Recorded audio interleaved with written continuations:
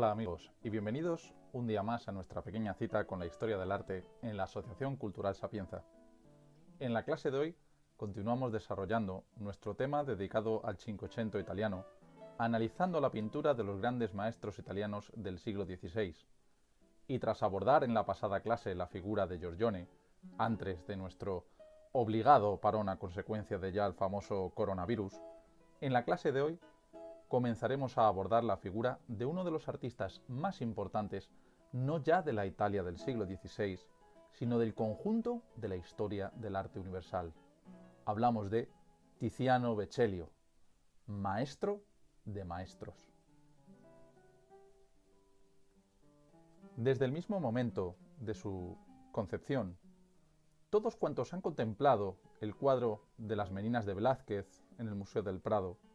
se han mostrado siempre de acuerdo en que uno de los máximos logros de este artista, igual que sucediera con Rubens, otro de los grandes genios de la pintura barroca,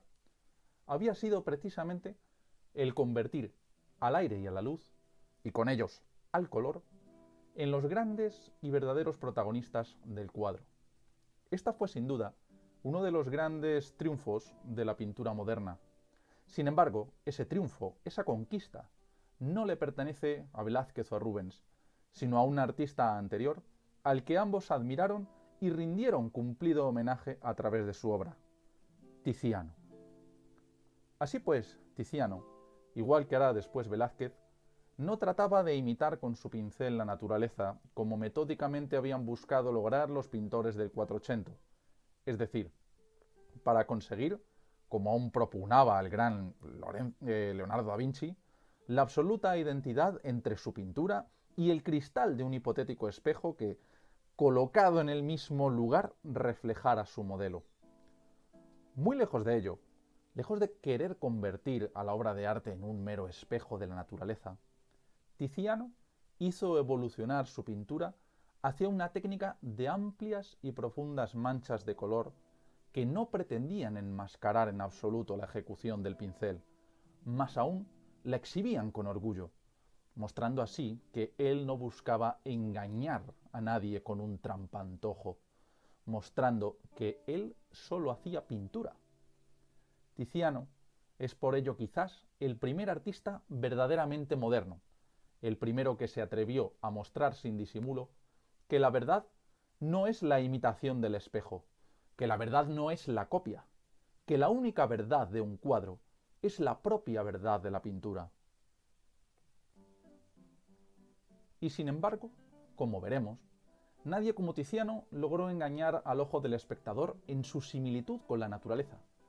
Es su capacidad para captar las vibraciones del aire y los infinitos matices de la luz lo que confiere a la pintura de Tiziano esa increíble sensación de verosimilitud que nos deja a todos boquiabiertos cuando nos plantamos ante sus cuadros. Pero ese triunfo no fue sino en verdad una conquista, un proceso de evolución que transitó en la pintura de Tiziano desde sus primeras obras aún ancladas en la tradición cuatrocentista de sus maestros, los Bellini, hasta las radicales propuestas de sus últimas pinturas, en las que las manchas cromáticas eran tan amplias y tan atrevidas que no han faltado quienes las tildasen de protoimpresionistas. Uno de sus mejores discípulos, Palma el Joven, contaba que al final de su vida, Tiziano esbozaba sus cuadros con una cierta masa indistinta de colores que servían para hacer de cama o base a las figuras. Continúa diciendo Palma. Luego los volvía contra la pared,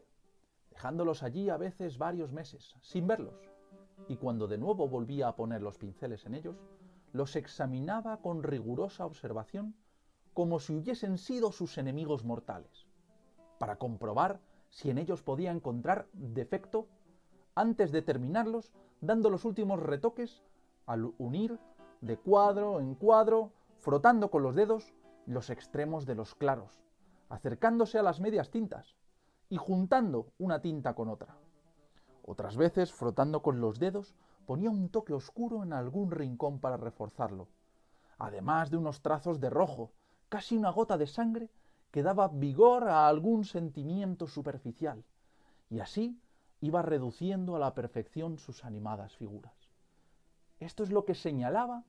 Palma el joven, que era el modus operandi de Tiziano cuando se enfrentaba a un lienzo. Fijaros que mencionaba que pintaba con los dedos. De hecho, Palma señala que al final de la vida de Tiziano, este pintaba más con los dedos que con los pinceles.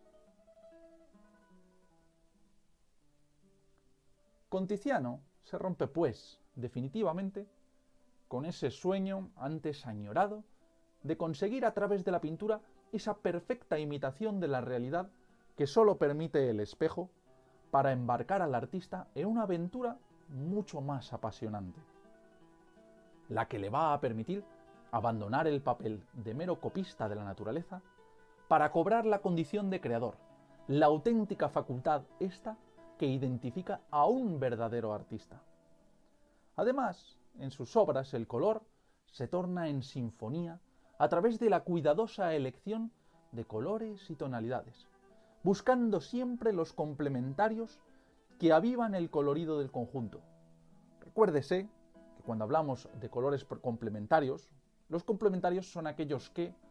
en un círculo cromático, es decir, en la disposición circular de los colores del espectro visible del arco iris, se encontrarían en lados opuestos de ese círculo, como sucede, por ejemplo, entre el rojo y el verde, o como puede suceder, por ejemplo, entre el azul y el naranja, o el amarillo y el violeta, o morado. Cuando se yuxtaponen colores denominados complementarios, es decir, cualquiera de estas parejas, al colocarse conjuntamente uno al lado del otro, adquieren la capacidad de potenciarse mutuamente, es decir, nuestro ojo percibe más intensamente a uno y a otro. Bueno, de este modo es como Tiziano inaugura la escuela colorista veneciana, que tanta fama habrá de ganar durante el siglo XVI, hasta convertirse en la escuela pictórica más importante de este citado siglo en todo el continente europeo.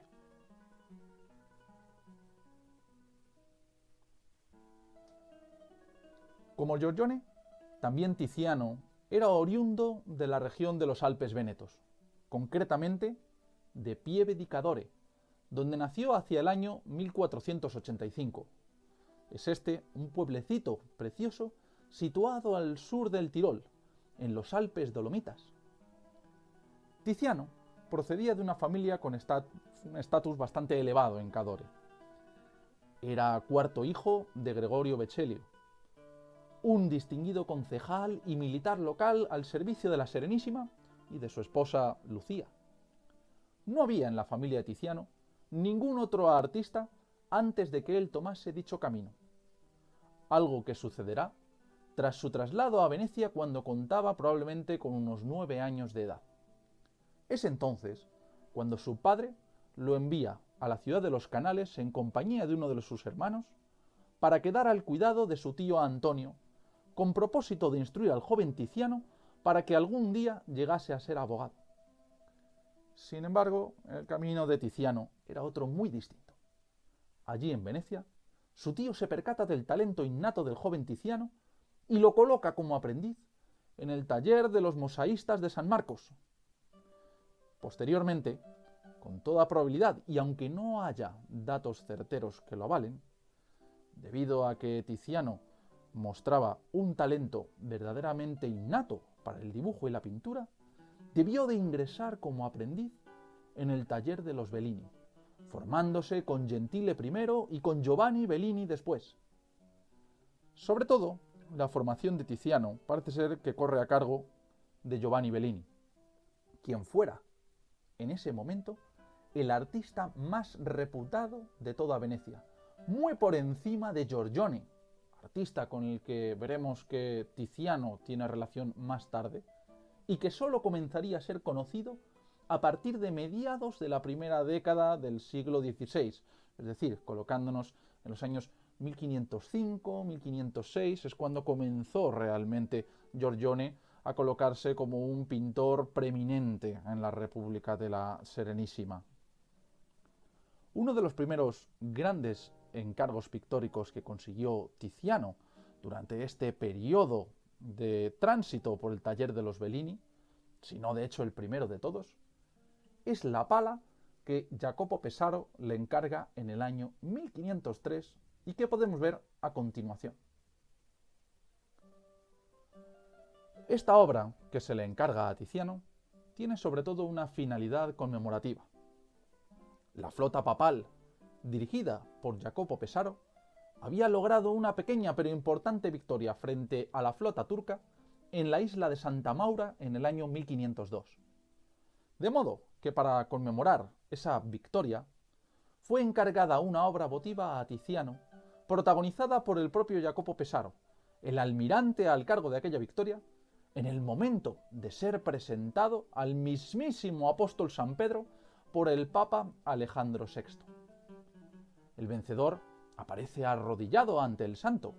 vistiendo el hábito de los caballeros de la Orden de Malta y portando el estandarte con las armas del Papa Borgia Alejandro VI. El Papa se sitúa detrás, en segundo plano, en actitud de presentar al almirante, mientras que en la izquierda encontramos al santo, sentado sobre un trono con un basamento de porte clásico. En el fondo se aprecian las naves victoriosas, creando una admirable sensación de perspectiva que se ve reforzada por las baldosas del suelo y la disposición de los personajes, generando profundidad en la composición.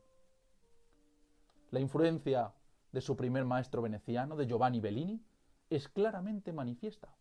especialmente en el modo de ordenar la composición y en las figuras empleadas, caso de la figura de Alejandro VI, todavía muy gráfica y cuatrocentista, al estilo de la obra de Gentile Bellini, con un peso de la línea muy superior al que podemos encontrar en el Tiziano posterior. Pero de toda la obra, es sin duda la figura de San Pedro la que más deja sentir la influencia de Bellini, hasta el punto de haber quienes señalan que esa figura podía haber sido pintada por el mismo Bellini.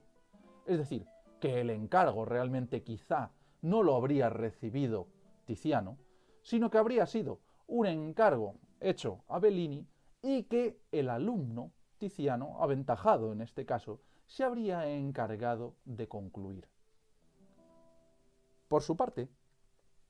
el retrato de Jacopo Pesaro, sin duda el más interesante del conjunto y el último incorporado a la tabla, muestra, a través de su gran naturalismo, la deuda que la pintura de Tiziano tiene desde muy temprano con la pintura de los maestros flamencos del siglo XV, de la cual parece mostrarse conocedor. No hay que olvidar, de hecho, que poco antes, en el año 1504, se documenta la presencia del pintor alemán Alberto Durero en Venecia, donde se sabe que entabló gran amistad con los Bellini y fue habitual en su taller, frecuentándolo a menudo, y donde muy posiblemente también llegase a conocer al joven Tiziano. Pero Tiziano ya incorpora también a esta obra novedades propias, suyas, como la iluminación aplicada al santo. Fijaros en cómo queda recortada la cabeza de San Pedro ante un fondo neutro, y sobre todo, un magnífico color equilibrado mediante el uso de complementarios, yuxtaponiendo tonos verdes y rosados, amarillos con los profundos azules, algo que sin duda aprende de los Bellini, pero que será una característica permanente de su obra, exploradas además sus posibilidades, mucho más allá de lo que lograse hacerlo cualquiera de sus maestros. También apreciamos una importante novedad en la estructura compositiva, donde Tiziano emplea una fórmula asimétrica en la que San Pedro no ocupa el centro de la escena, sino que se sitúa en el lateral izquierdo para que los demás protagonistas se establezcan a la derecha, equilibrando de esta manera el conjunto a través de los individuos que la componen. En los detalles también se aprecia el temprano genio del Decadore. Así, por ejemplo,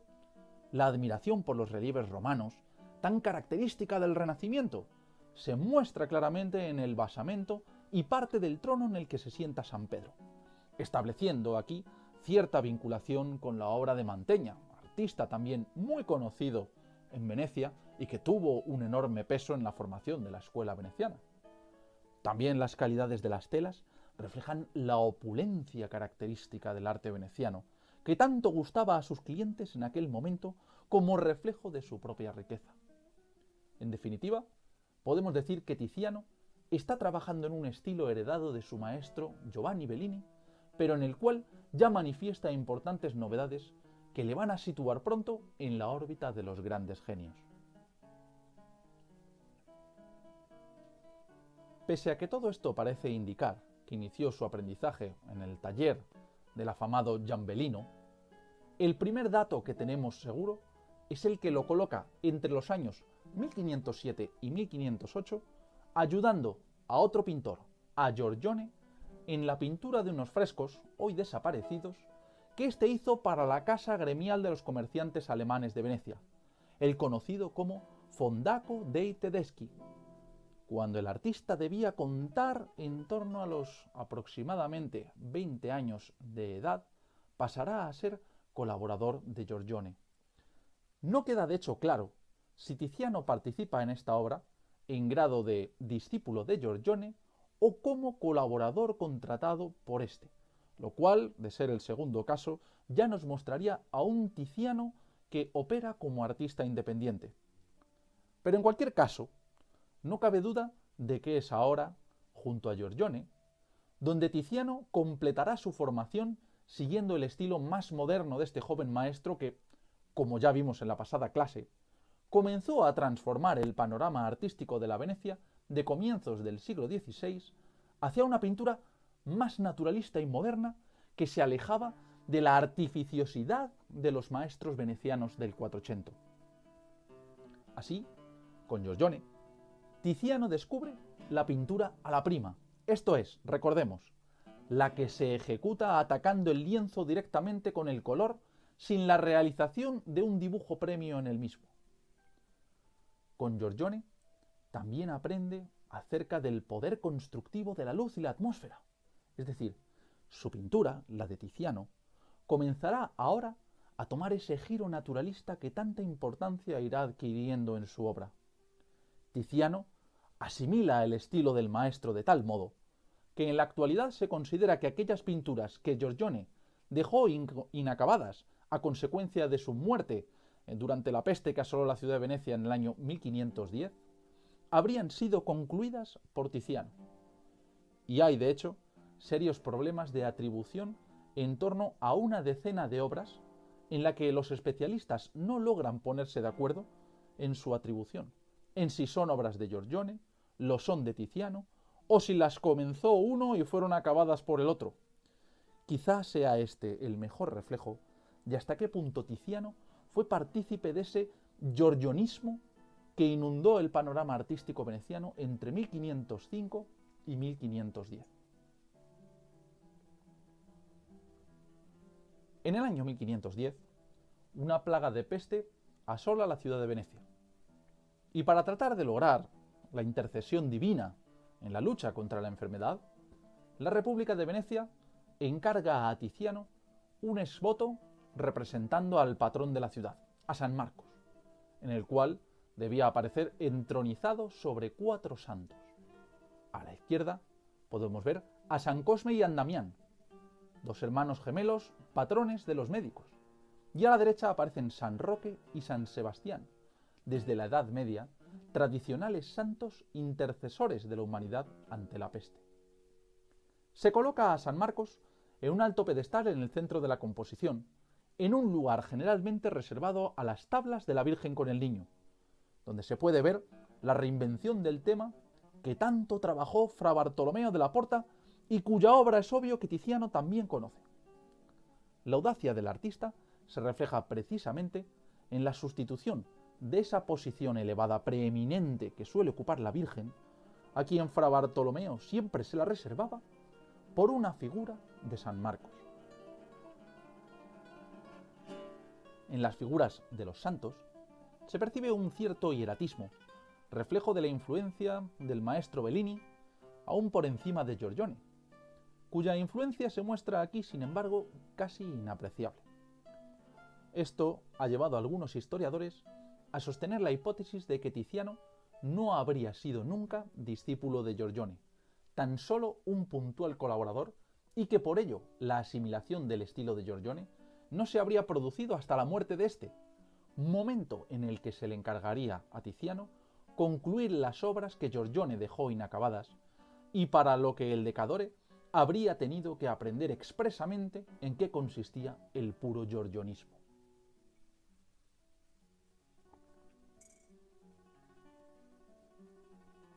Mucho más giorgionesco se percibe el gran lienzo que ejecuta con la Virgen, San Antonio y San Roque para la Scuola di San Antonio en la iglesia de San Rocco de Venecia, consagrada en el año 1508, justo cuando Tiziano trabajaba con Giorgione, y más fuerte debió de ser la influencia de este sobre Vecellio. Asistimos aquí a una versión reducida y simplificada de la Virgen con Niño entre los santos Nicasio y Francisco que Giorgione había pintado hacia el año 1505 para el Duomo de Castelfranco.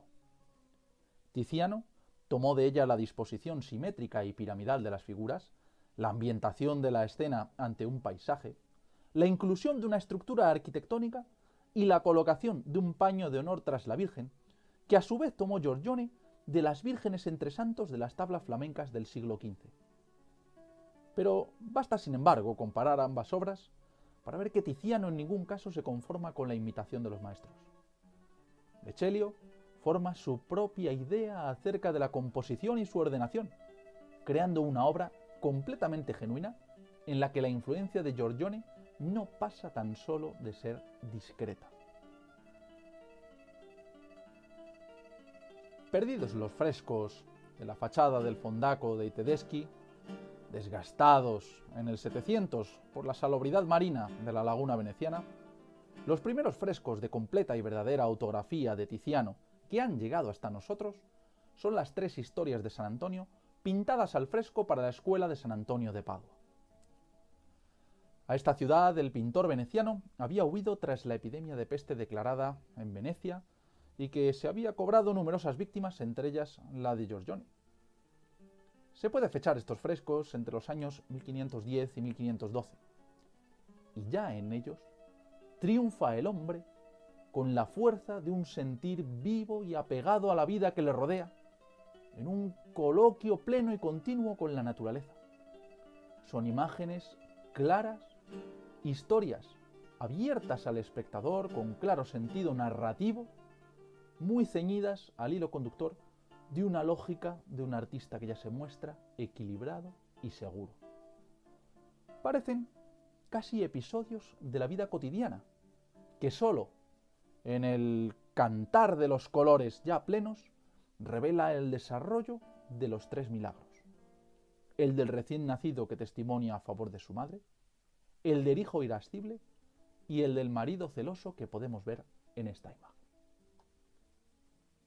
En el marido celoso, el santo resucita a una mujer asesinada por su marido tras haberse arrepentido éste ante el santo. En primer plano contemplamos el momento del crimen, con la mujer caída en el suelo y el hombre dándole muerte con un cuchillo. En el fondo, a la derecha, se aprecia el momento en el que el celoso marido se arrepiente de su horrible acto ante el santo. Las escenas se desarrollan en un escenario natural, integrando perfectamente las figuras en el interior del paisaje. La mujer está inspirada en los frescos de Miguel Ángel para la Capilla Sixtina, situando a la figura en una violenta postura de escorzo, y las expresiones tanto del hombre como de la mujer herida están captadas a la perfección, acentuando el dramatismo del momento con una tensión que se consigue aumentar gracias a la iluminación que Tiziano emplea, creando en el primer plano un ligero efecto de claroscuro que dramatiza toda la escena.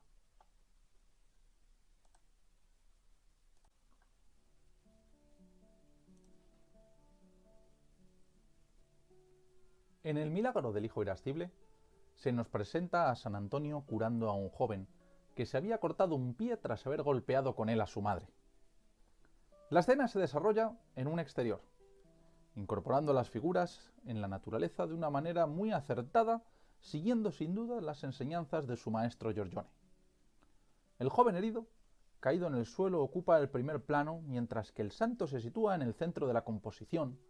rodeado de personajes ataviados a la moda de la época que contemplan incrédulos el milagro que acontece. Los rostros están cargados de expresividad, sin renunciar a cierto dramatismo trágico que envuelve el conjunto de la escena. Como se puede apreciar, la vida de sus imágenes ya tiene un latir más humano, terrenal y terrible, y las figuras se sitúan casi en prepotencia en el espacio, en actitudes desenvueltas y seguras, en un giro nuevo de luces que abre infinitas e increíbles posibilidades a la expresión del color. Nótese la coloración del cielo y cómo Tiziano busca aquí, y esto se convertirá en tendencia en su obra, luces crepusculares, alejadas de los cielos azules límpidos que venían siendo habituales en la pintura cuatrocentista en general, y que van a permitir a Tiziano la yuxtaposición de tonos complementarios, como son en este caso el amarillo y las tonalidades violáceas. De este modo, el color suma, un color que será la gran magia de Tiziano en todo momento de su actividad, en todo género al que Tiziano dedicase su atención. Por su parte, el último de los tres milagros, el milagro del recién nacido, se muestra con un San Antonio que concede a un niño el don de la palabra para evitar que su madre sea acusada injustamente de adulterio. El niño y el santo aparecen en el centro de la composición rodeado de personajes, ataviados de nuevo todos a la moda renacentista, que están contemplando el milagro. El fondo se divide claramente en dos zonas. La izquierda con una construcción en la que destaca una gran escultura romana con la cual Tiziano vuelve a hacer un guiño a su conocimiento de la antigüedad, algo sin duda que daba prestigio a los artistas y a los intelectuales de aquel momento. Y por otro lado, en la derecha, un paisaje de clara inspiración giorgionesca. El resultado de esta obra, lejos de Venecia, es sin embargo la certificación de un estilo más allá de los Bellini y Giorgione, y el inicio de una auténtica búsqueda de un estilo absolutamente personal.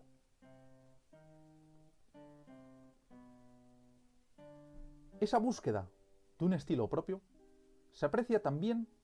en las primeras incursiones que realiza Tiziano en el género del retrato durante estos años, género en el que llegará a ser probablemente el máximo exponente de su tiempo. En sus primeros retratos, Tiziano todavía muestra la herencia del retrato veneciano del 480. Como los Bellini y Giorgione, los retratos de estos años se presentan de medio cuerpo y separados visual y espacialmente del espectador por el característico muro que, como se ve en el retrato de la Schiavona que tenemos ante nosotros, Tiziano convierte también en un objeto plástico más de la composición. Algo que ya aparece presente desde sus primeros retratos es su capacidad para captar las expresiones de sus retratados y así cargar de vivacidad y realismo a sus figuras. Llama poderosamente la atención el rostro de esta gruesa mujer de mirada franca y alegre,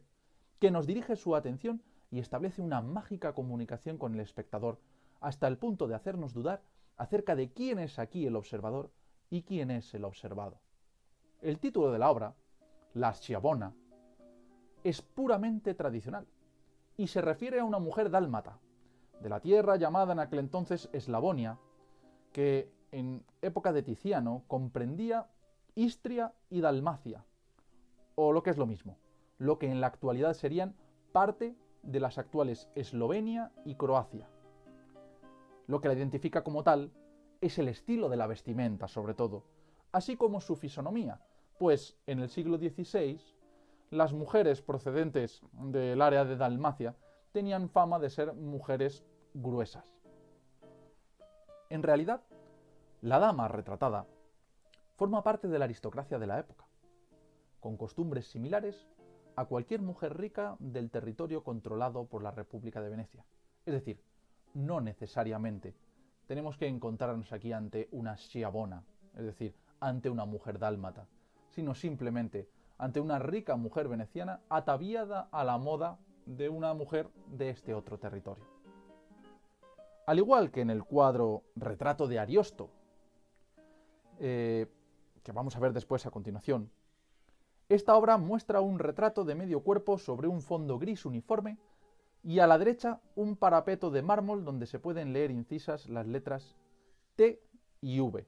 que por lo general se interpretan como las iniciales del artista.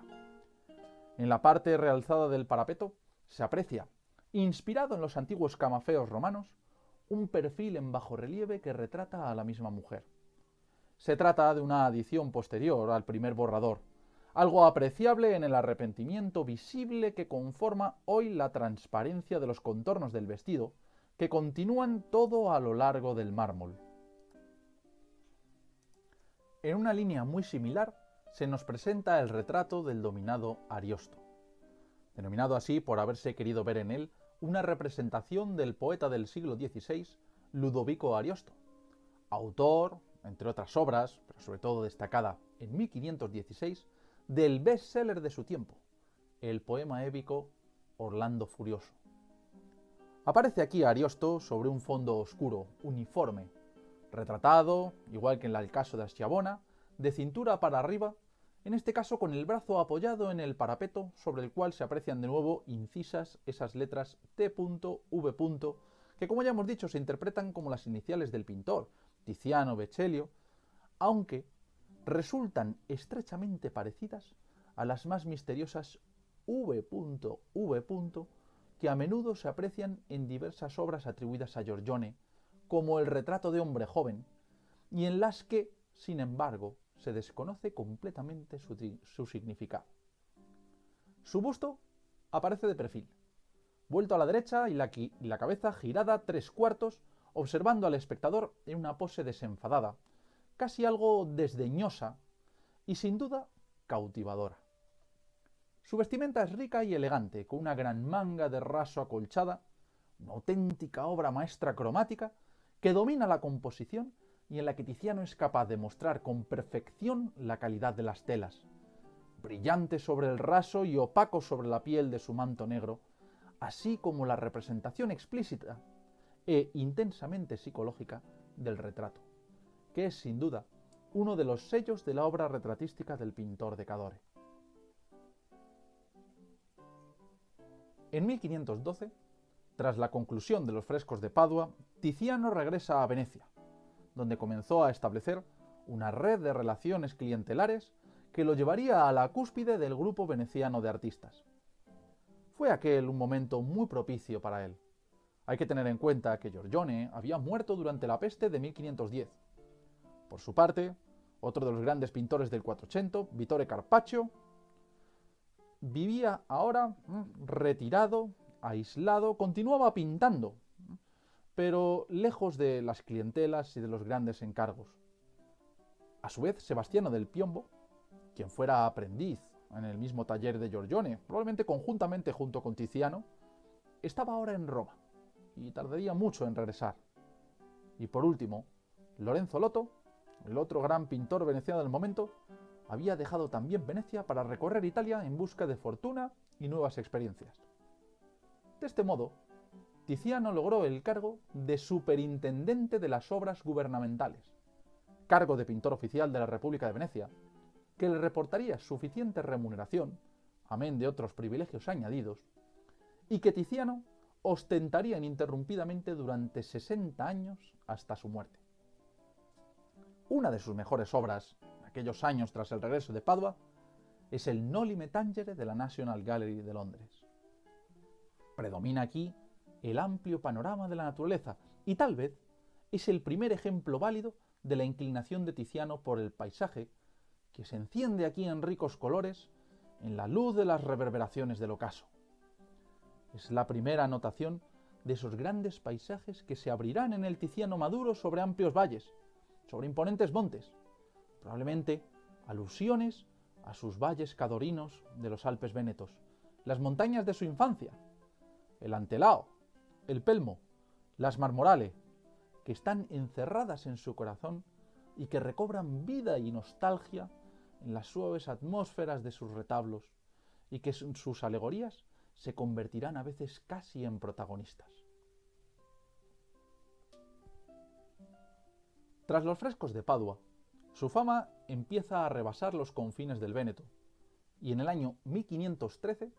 el cardenal Pietro Bembo le trasladó la invitación del Papa León X para instalarse en Roma. Aunque la oferta era tentadora, prefirió Tiziano quedarse en Venecia, donde, como ya hemos visto, la competencia artística era menos intensa que lo que lo era en aquel momento en la sede papal. Imaginaros lo que hubiera sido allí, Tiziano, en medio de Rafael, de Miguel Ángel. Indudablemente le hubiera costado quizá más destacar en aquellos años iniciales. No fue, sin embargo, hasta la muerte, en 1516, de su maestro Giovanni Bellini, cuando su prestigio comienza de verdad a crecer. En esta época recibió un encargo muy exclusivo que le reportaría una notable anualidad de 20 coronas y la extensión además de ciertos impuestos. Se trataba de una serie de retratos de los sucesivos dogos de Venecia, los dux, siendo remunerado cada uno con 8 coronas al mismo tiempo. Tiziano realizó solo 5 de esta serie, pero a pesar de su escasez, suponen algunos de los primeros retratos de personalidades eminentes, de los muchos que a Vecellio le depararía realizar un futuro no muy lejano. Fruto de ese compromiso oficial con la Serenísima, es el encargo que recibe en 1513 para pintar la sala del Consejo Mayor del Palacio Ducal, una obra, sin embargo, terminada muchos años más tarde. La batalla de Cadore, o batalla de Spoleto. Es una representación de un enfrentamiento que tuvo lugar en el año 1508 entre las tropas venecianas y las del Sacro Imperio Romano Germano, por la posesión de esas tierras de los Alpes vénetos, en la que se encontraba el propio pueblo natal de Tiziano, Cadore, que se saldó con la victoria veneciana y en la que también luchó su padre contra el emperador Maximiliano. A cambio de la ejecución de aquel gran encargo, Tiziano pide recibir la anualidad de la contaduría del Fondaco dei Tedeschi, que fuera de Giorgione antes de su muerte, así como algunos beneficios gozados por Giovanni Bellini en el pasado. Concedido esto, le permitió afianzar notablemente su posición económica y abrir un nuevo taller más grande en San Samuele, donde se posicionó ya como el gran artista de la ciudad de los canales. Lamentablemente,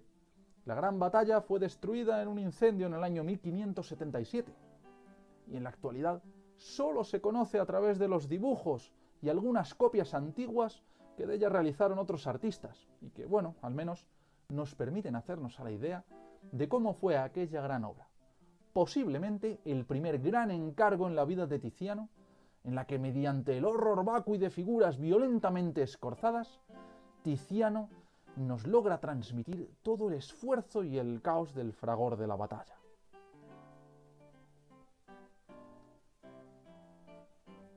Es precisamente ahora, cuando ya es reconocido por toda Venecia como un verdadero artista, el momento en que Tiziano es invitado a participar de los círculos humanistas venecianos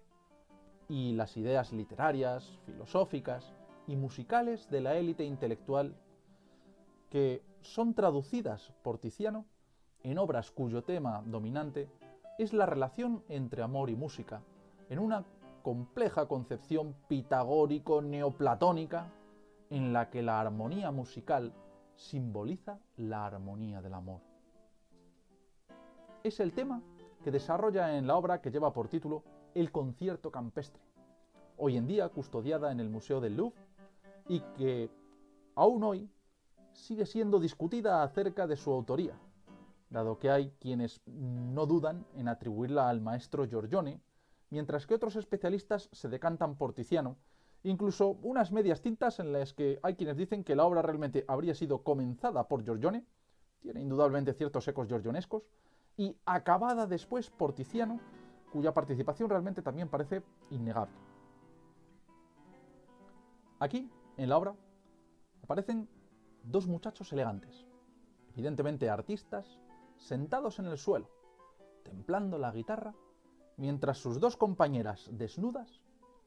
una de ellas se entrega a la música y la otra vierte agua en un brocal de mármol.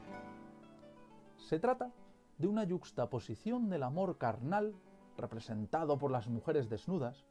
y que es considerado en cierto modo como vulgar, como nos muestra el hecho de que la joven sentada sujete una flauta, contra el amor superior o intelectual, el que no se materializa pero eleva nuestro espíritu, es decir, el amor platónico, que representa perfectamente los dos jóvenes acaramelados en la guitarra. La analogía musical se observa en la concepción habitual entre los intelectuales de los siglos XV y XVI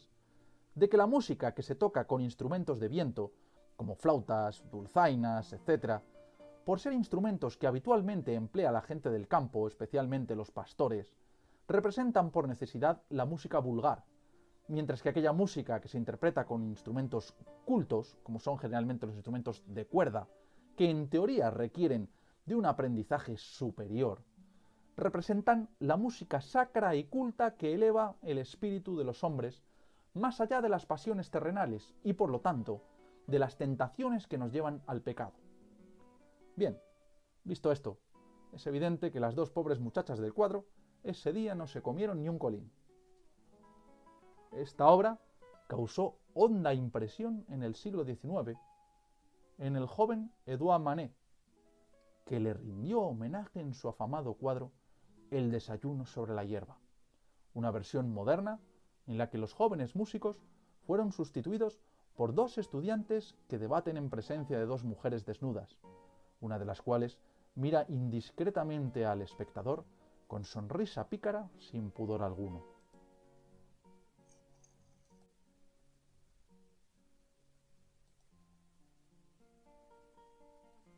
Tiziano parece lanzar una última mirada, como un adiós al mundo de Giorgione, en la Virgen del Kunsthistorisches Museum de Viena, llamada la Zingarella, todavía muy belliniana en la composición y sin embargo giorgionesca en el desgarrador idilio del paisaje lejano. Ya cerca del año 1515, Tiziano abandona finalmente todo vínculo con el pasado y de su obra mana entonces una sensación de vida alborozada en el componerse de amplias formas, desenvueltas en un holgado y fluido movimiento, ricas de colores suntuosos y de ritmos armoniosos que las hacen al mismo tiempo opulentas, puras y humanas, mientras el paisaje a su alrededor se abre en una visión real, vibrante de luces o cargada de atmosféricas penumbras. En las tres edades de Edimburgo, Tiziano se aleja de las imágenes intimistas de Giorgione en favor de una composición más vibrante y dominada por amplios campos cromáticos. Temáticamente, volvemos a encontrar un discurso parecido al de la obra anterior, solo que esta vez se inicia con la pureza de la infancia, representada por los niños que duermen plácidamente en el lateral derecho, a punto de ser despertados por la travesura de un cupido igualmente infantil. Así, nos dice Tiziano, despertamos al amor en nuestra infancia, a un amor puro y platónico, que sin embargo se ve corrompido por la búsqueda del placer de la carne cuando llegamos a la edad adulta. Y así es como se nos revela en la imagen de la izquierda, con el hombre a punto de sucumbir a los encantos del amor carnal, del amor vulgar, como representa la joven de la flauta. Bueno, ya hemos hablado de la analogía de los instrumentos musicales. Más misteriosa se presenta, sin embargo, la imagen de la anciana del fondo, que contempla dos calaveras, anuncio de la muerte del cuerpo, en señal de que los placeres terrenos de la carne son finitos, y que son los amores puros, los verdaderamente platónicos, los que, como el propio arte, están destinados a pervivir más allá de la muerte. De estos años es también la alegoría de la Garia Borghese de Roma, llamada El amor sagrado y el amor profano, realizado quizá como un encargo para Niccolò Aurelio, quien la entregaría como regalo de bodas para su futura esposa, Laura Bagarotto. El tema probablemente le fue sugerido a Tiziano por Pietro Bembo, gran representante del humanismo veneciano y quien posiblemente le introdujo a él en la filosofía neoplatónica. Representa una escena con una doncella vestida lujosamente, sentada junto a Cupido y siendo asistida por la diosa Venus. Varios detalles sugieren que la mujer es posiblemente una novia. Su pelo suelto, decorado con una corona de mirto, planta sagrada de la diosa Venus y asociada al matrimonio, o el velo transparente sobre los hombros, las rosas en la mano derecha y el cinturón, símbolo de la castidad. La figura, vestida, sujeta en sus manos una vasija llena de oro y gemas, que simboliza la efímera felicidad de la tierra. Y sin embargo, la diosa desnuda sostiene una lamparilla con la llama ardiendo de Dios, que simboliza la felicidad eterna del cielo. Es una escena alegórica influida por la concepción neoplatónica renacentista, según la cual la belleza terrenal es un reflejo de la belleza celestial, y su contemplación es, por tanto, un preludio de su consecución ultraterrena. La obra marca un momento de particular fortuna colorista que se difunde de lleno en las dos hermosas imágenes femeninas, acogidas y acariciadas por la armoniosa disposición del paisaje de fondo, casi con un ritmo de friso a la manera clásica. Las dos mujeres, opulentas, suaves, están plasmadas en una perfección de colores con una paleta voluntariamente reducida de tonalidades que hacen que no nos distraigamos en la percepción del color, sino en la admiración de la belleza del conjunto. Como vemos, en aquellos años Tiziano realiza toda una serie de obras alegóricas, mitológicas y aún incluso religiosas, en las que el tema del amor y la belleza, a veces incluidos también los riesgos que ello conlleva, son el tema dominante. Ese es el caso de la Salomé, pintada en el año 1515 y que tenemos ante nosotros. La primera que pinta de este tema, ya que años más tarde volvió a tratar el tema, representando en esa ocasión a su hija Lavinia como la Salomé que porta la cabeza del Bautista. Sin embargo, el tipo físico de la mujer de esta obra, de una belleza cautivadora, es típico de aquellos años. Y ya la hemos visto, de hecho, en la alegoría del amor sagrado y profano. También la veremos en tantas otras obras posteriores. Y eso ha llevado a pensar que quizá ese rostro femenino se corresponde con el de una amante del artista que realmente hubiera podido existir. Aparece en muchas obras, como ya decimos, ejecutada durante los años centrales de la década del año 1510, y también la vamos a ver en el cuadro de Mujer con espejo o, por ejemplo, en la famosísima Flora. Aquí tenemos de nuevo a esa bella mujer dispuesta en este caso entre dos espejos, la famosa Mujer con espejo de Tiziano. A la vista queda cómo sus figuras femeninas plasman una representación de una belleza casi ideal y se realizan en suaves formas sensuales, acariciadas siempre por una luz dorada que se desliza serena sobre las carnes, suavizando precisamente las tonalidades de la carnación. Los ropajes y las cabelleras aparecen encendiendo algunos tonos rosas o rojos, así como hay resplandores en el fondo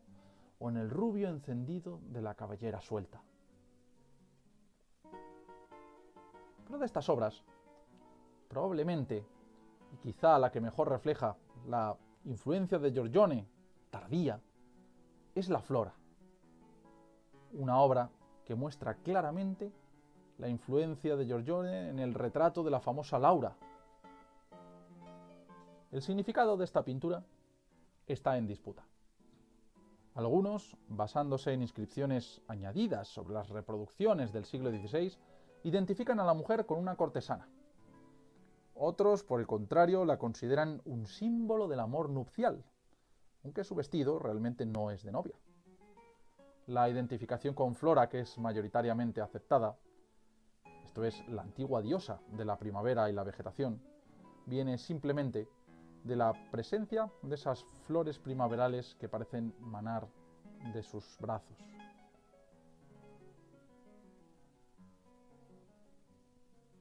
Tiziano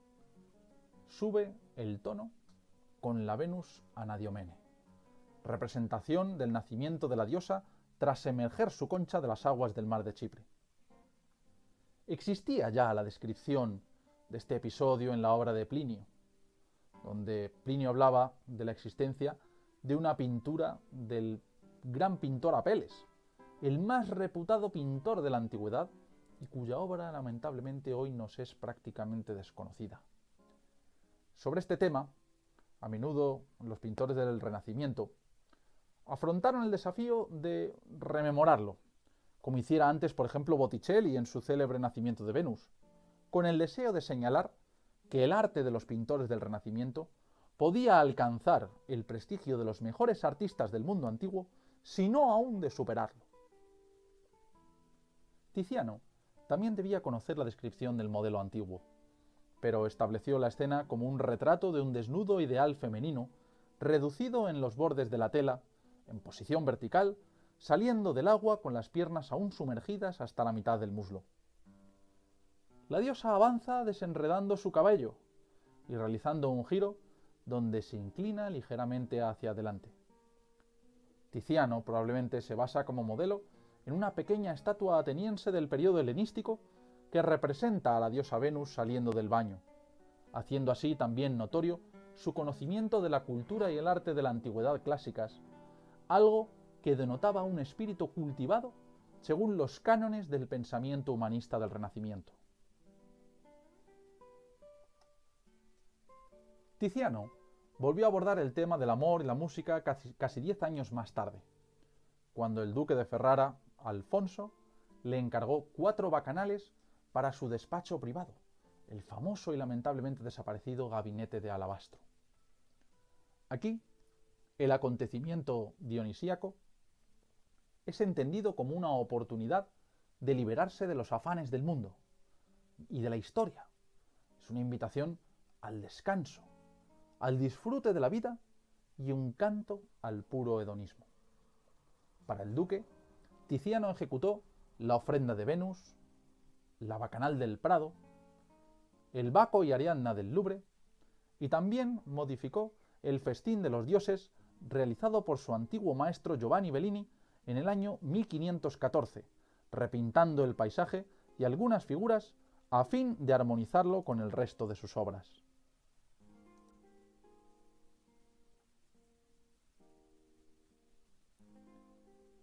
Estas obras son cantos de alegría pagana, en los cuales los mitos antiguos parecen renovarse en la dulce suavidad del paisaje que acoge y acompasa el movimiento, a veces desenfrenado, de las imágenes que son de una sensualidad natural y serena, casi purificada por la felicidad del cromatismo que armoniza espléndidamente naturaleza y hombre. En el Baco y Ariadna del Louvre, las gamas cálidas de los rojos, de los amarillos, se entrelazan con el verde dorado de los bosques y se suavizan con el azul del cielo, haciendo de las figuras casi estatuas antiguas y verdaderas poesías. En esta imagen se narra el momento en el que el dios Dionisos, el Baco romano, encuentra a la pobre Ariadna sola, abandonada en la isla de Naxos por Teseo mientras ésta dormía. Ariadna no tiene ocasión, sin embargo, de lamentar por mucho tiempo el abandono de su amado, porque muy pronto el dios Dionisos aparece por el aire, conduciendo un carro tirado por panteras y rodeado de su cortejo de sátiros, ménades y silenos. El dios queda fascinado por la belleza de Ariadna y la toma por esposa, llevándosela consigo al Olimpo con él. Como regalo de boda, le entrega una diadema de oro, obra del dios Vulcano, que más tarde fue convertida en constelación y que hoy en día conocemos como corona boreal, que aparece representada en el cielo en la esquina superior izquierda. Tras entregar Baco y Ariadna en 1523, Tiziano pintó la Bacanal de los Andrios, también inspirada en la antigüedad, concretamente en la obra de Filóstrato. La escena transcurre en la isla de Andros, una isla tan favorecida, según Nos cuenta la leyenda por el dios Baco que el vino manaba directamente de la tierra mediante un arroyo. Dioses, hombres y niños se unen en la celebración de los efectos del vino, cuyo consumo, en palabras del propio Filóstrato, decía, hace a los hombres ricos, dominantes en la asamblea, dadivosos con los amigos, guapos y de 4 codos de altura. Si fuera cierto, viva el vino. Tiziano acudió a fuentes clásicas y contemporáneas. Así, la figura masculina reclinada en el centro deriva de la obra de la Batalla de Cascina que pintara Miguel Ángel, mientras que para el espléndido desnudo femenino del ángulo inferior derecho se invoca a la Ariadna, por aquel entonces llamada Cleopatra de los museos vaticanos, y más probablemente a un sarcófago romano conocido por Tiziano y en Venecia en aquel momento, y reproducido por artistas del norte de Italia desde el siglo XV. Tiziano nos traduce con extrema soltura los temas mitológicos, fijados por los humanistas de la corte de Ferrara en un programa vinculante y realizando composiciones en las cuales, junto a elementos de reflexión moralizante, palpita, gracias al dinamismo de las figuras y al centelleo colorista, una sensación de auténtica embriaguez dionisíaca. Cuando Tiziano aborde de nuevo los temas mitológicos en sus famosas poesías pintadas para Felipe II, lo hará con una actitud ya muy distinta, despojada de la alegría y el optimismo de sus mitologías juveniles. La última obra del conjunto, y con la que nosotros despedimos la clase de hoy, es la Ofrenda a Venus, que también está inspirada en la obra de Filóstrato. En esta obra, Tiziano se enfrenta por segunda vez, después de su famoso cuadro de la Venus saliendo del mar, con la recreación de una pintura de la antigüedad. Probablemente, por ello aquí, Tiziano vuelve a mantenerse muy fiel al texto, que siguió hasta en los más mínimos detalles compositivos e incluso cromáticos. El texto de Filóstrato decía lo siguiente: mira unos erotes que recogen manzanas, y no te sorprenda su número. Son hijos de las ninfas, y gobiernan a todos los mortales, y son muchos, porque son muchas las cosas que aman los hombres. ¿Sientes algo de la fragancia que llena el jardín, o no se te alcanza? Hay aquí unas hileras de árboles, con espacio suficiente para pasear entre ellos, y blanco césped bordea los senderos, dispuestos como un lecho para quien quiera acostarse encima. En los extremos de las ramas, manzanas doradas, rojas y amarillas, invitan al enjambre entero de erotes a recolectarlas. El texto prosigue desvelando el significado de algunos elementos, como por ejemplo las liebres que aparecen en el lateral izquierdo, un animal vinculado habitualmente a Venus, porque se decía tenía una cierta capacidad de persuasión erótica, y su caza viene a ser como un método violento para conseguir el amor de sus favoritos. O por ejemplo también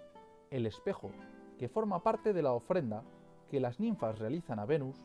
por haberlas hecho madres de los amores, de los erotes.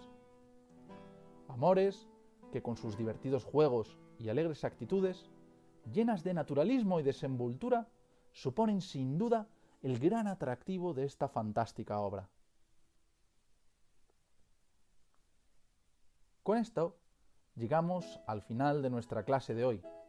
Continuaremos abordando la vida y la obra de Tiziano la próxima semana en un nuevo vídeo sobre este artista. Hasta entonces, yo me despido de vosotros y os deseo, como siempre, que paséis todos una feliz semana, deseando de nuevo veros pronto.